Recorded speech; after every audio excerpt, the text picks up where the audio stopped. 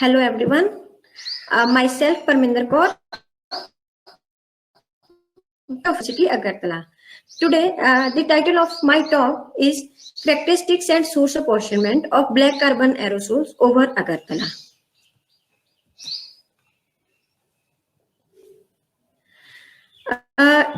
In introduction, as we all know, atmospheric black carbon aerosol is an important constituent of particulate matter. BC particles impact Earth's climate, human health, air quality, and Earth's radiation balance. BC is a graphite form of carbon particles with unique physical properties.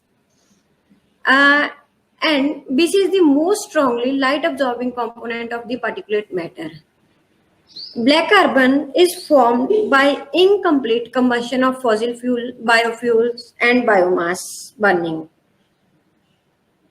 Especially in fossil fuels like coal, diesel, petrol burning, in biofuels, wood, cow dung, and other things, and forest fires, shrubs, dye leaf, crop residue burning. Those are the natural sources of black carbon formation. BC is emitted directly into the atmosphere in the form of fine particles. It is a major component of soot, a complex light absorbing mixture that also contains organic carbon.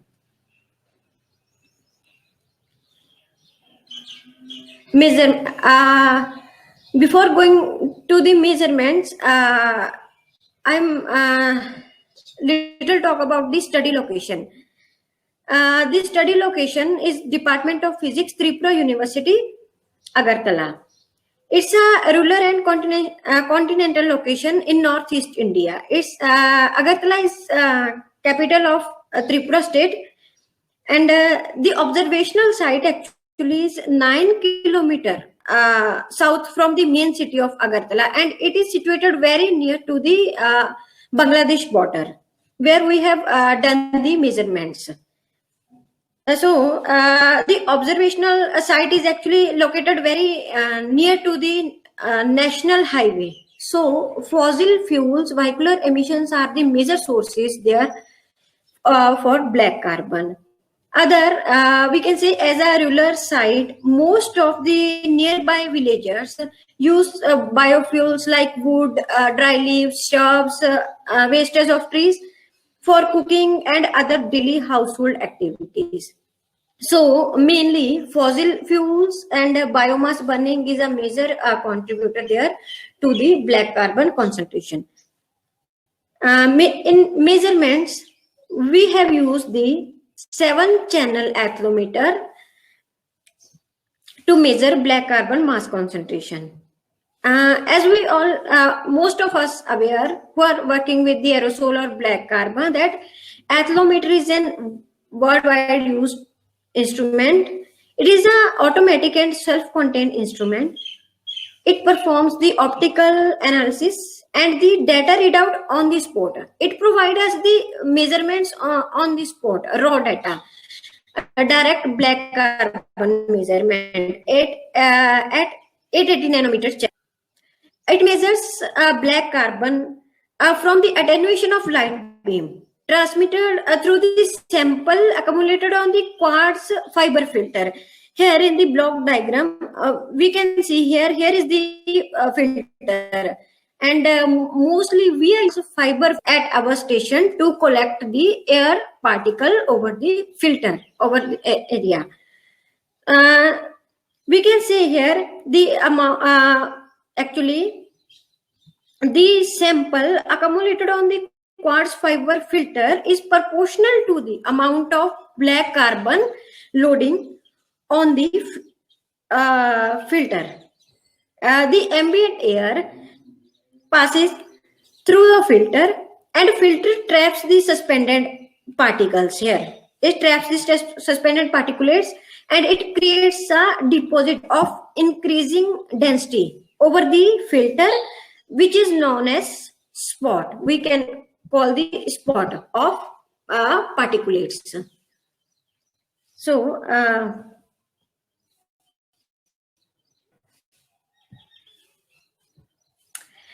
In methodology, we directly use the raw data from athlometer, and from the raw data we compute the black carbon directly.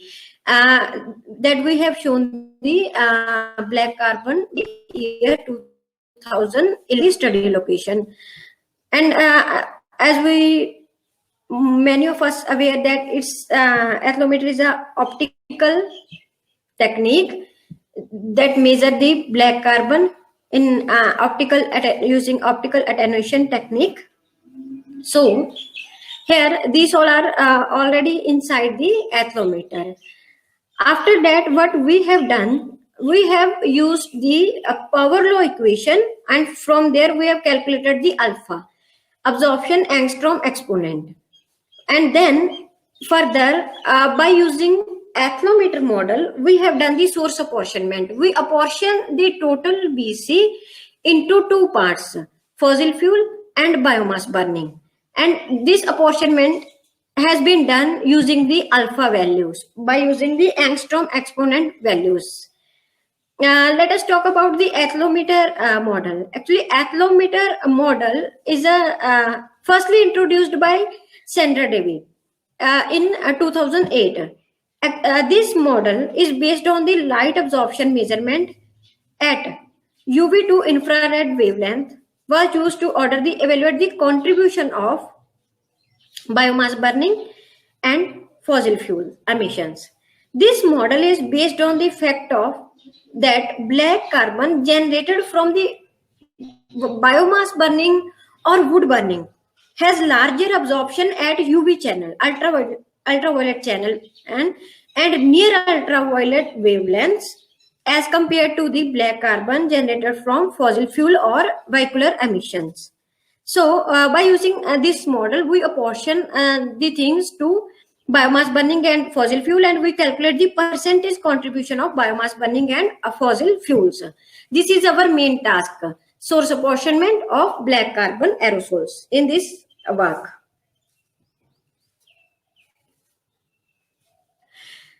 Now, in results and discussion, firstly, in the present analysis, we focus on the 1 year measurement of black carbon mass concentration from the rural continental site Agartala, and we assess that contribution of black carbon from fossil fuel combustion and from biomass burning emissions to the total black carbon mass on daily, monthly and annual basis. If we talk about the figure 1, in figure 1, there is a monthly mean values of BC mass concentration during the year 2011 have been determined. BC concentration, if we have seen here, is a annual trend of BC mass concentrations. The maximum value of BC concentration here was obtained during January 2011 is 28.6, around 29 microgram per meter cube, and the minimum values are recorded during the month of July. So here we can clearly see maximum black carbon concentration we have recorded during the winter months, winter season, and minimum we have recorded during the monsoon months.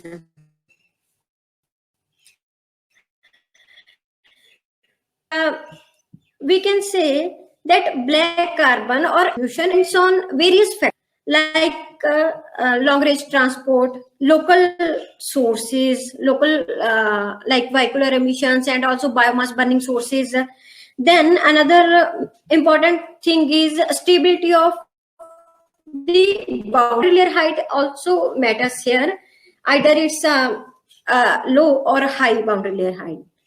The higher BC concentrations here during the winter months are attributed to the local biomass burning activities and long range transport of particles from arid region of West Asia and from northwest India with the winds. Here, why I am mentioning the winds coming from northwest India, because we have done the backward trajectory analysis. in the backward trajectory, like backward trajectory analysis is very important to know about the black carbon concentration at any region. In the in backward trajectory analysis that we have seen during the winter months, mostly particles, air parcels comes from the northwestern parts of India and some from the Himalayan Tibetu. So if we come to the monsoon season here, in monsoon season, the reason of low black carbon values is the wet removal process.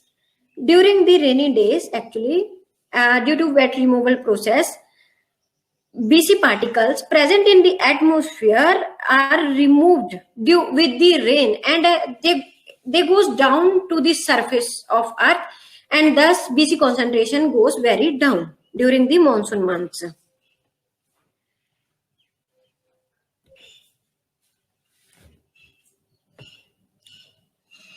Now, in figure 2a, we have shown the monthly percentage contribution of fossil fuels and biomass burning. Here, the contribution of fossil fuels and biomass burning in absorption coefficient have been determined by assuming exponent value. That exponent value is dependent on the type of source. So why I have mentioned here the type of source, actually in the present analysis, initially the calculation of the percentage contribution by using athlometer model to apportion the total BC into fossil fuels and biomass burning has been initiated using the literature values of angstrom exponent. As those values are reported in many earlier studies by many people in India also and in foreign countries also. Those values of alpha reported by these studies are about 1 for the fossil fuel and 2 for the biomass burning. After using the literature values, what we have noticed that in the results of the initial source apportionment analysis, the biomass burning percentage was more in monsoon months as compared to winter months. But those results have shown some contradiction with the observed BC emission sources during these, like for those two seasons, winter and monsoon season. This anomaly had led the viability of conventional alpha biomass burning value used in the analysis into question. So, due to this, what we have thought to conduct one survey in and around the university location to know about the biomass burning sources used by the local people. So, we have conducted a survey to know about the different biofuels and biomass burning used by the local people.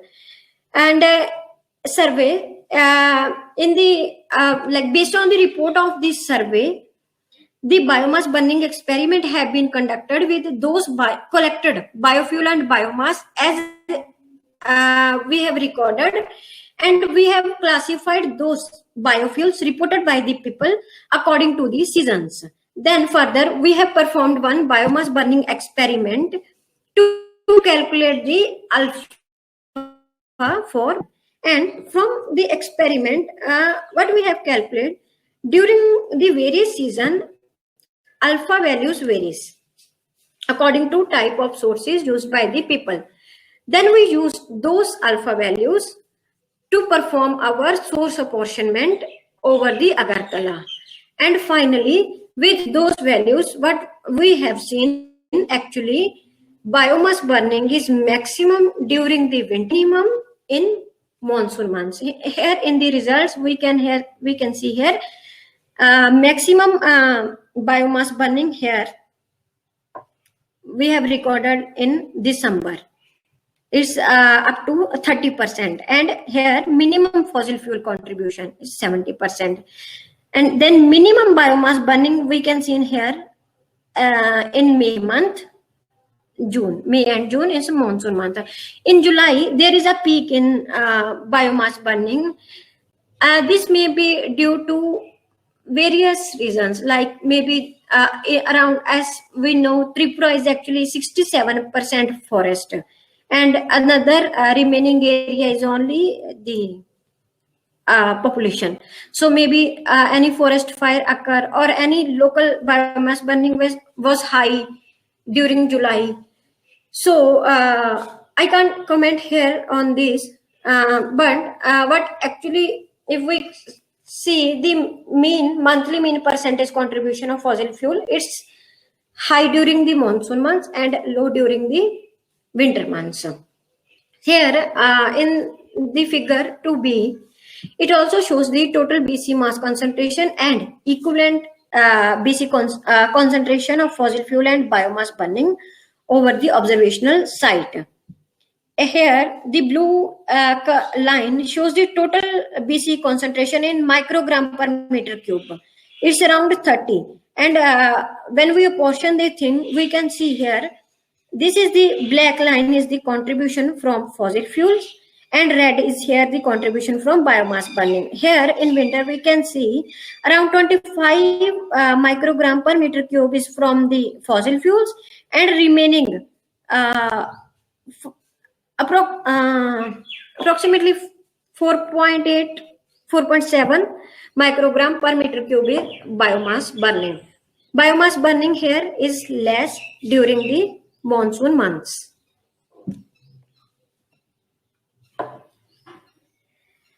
Now, if we see the annual percentage contribution for fossil fuels and biomass burning, we can on annual by taking mean of all the months. Here we can see contribution due to fossil fuels is more here than the biomass burning overall contribution during the year 2011. Fossil fuel have been recorded 80% and remaining 20% is due to the local biomass burning, consumption and sources. As I already mentioned, more contribution due to the biomass burning recorded during the winter months and very less during the monsoon months here.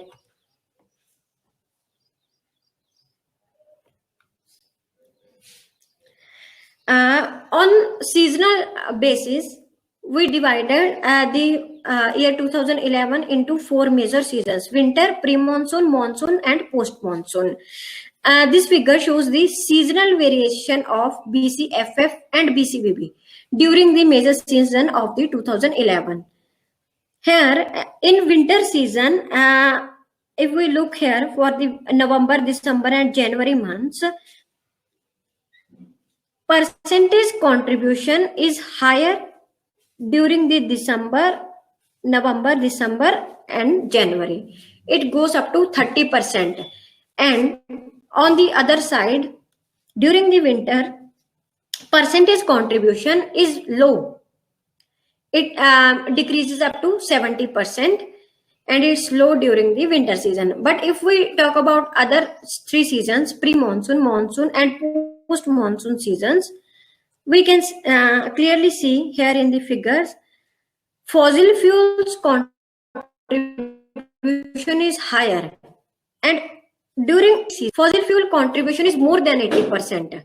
We can see here for the percentage contribution due to fossil fuel is 72% in winter, 81 in pre-monsoon, then 85 in monsoon and 84% is in post-monsoon respectively. The mean percentage of BCBB due to biomass burning is recorded 28% and mean 28% during the winter season, 19% pre-monsoon season, 15% monsoon season, then and during the post-monsoon is 16%. So again, we can conclude that biomass burning is more during the winter and very less during the monsoon season, monsoon and post-monsoon season here.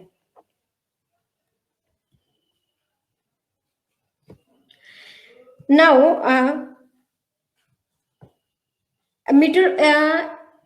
as we all know, meteorology plays a very important role in influencing the temporal and seasonal variation of black carbon over any region.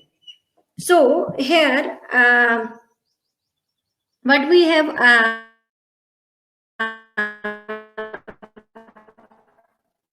done,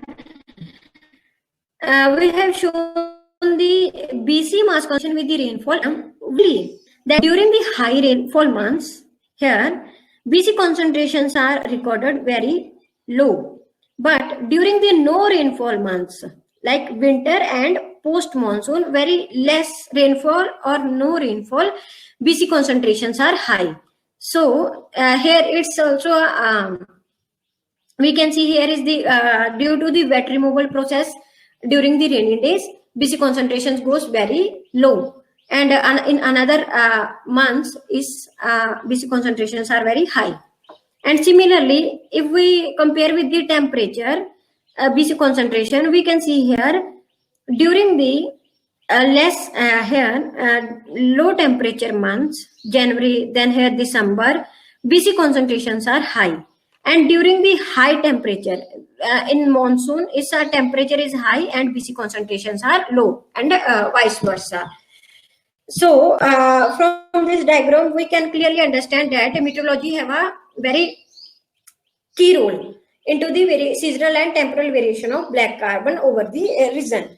And not only here the temperature and rainfall, but wind speed, wind direction, then boundary layer height, and many parameters, many meteorological parameters, they all have a very, very high impact on the BC concentration over the region.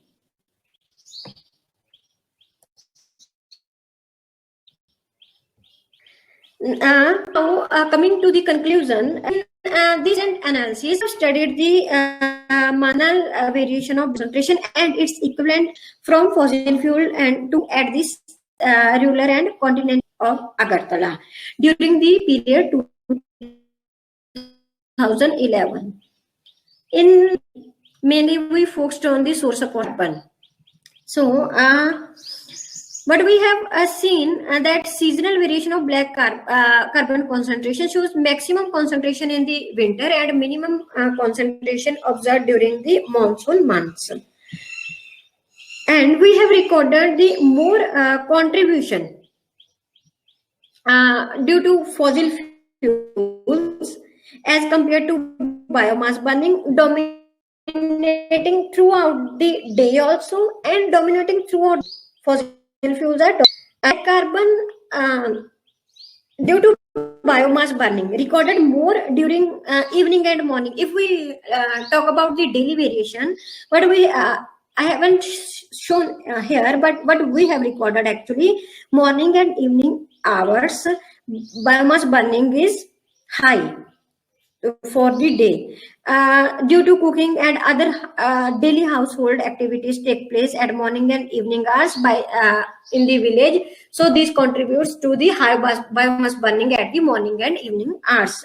But throughout the day, full day, fossil fuel actually dominating and to the day. And also if we look for the full year, we have seen in the figure that 80% are the fossil fuel that we have recorded contributed to total black carbon.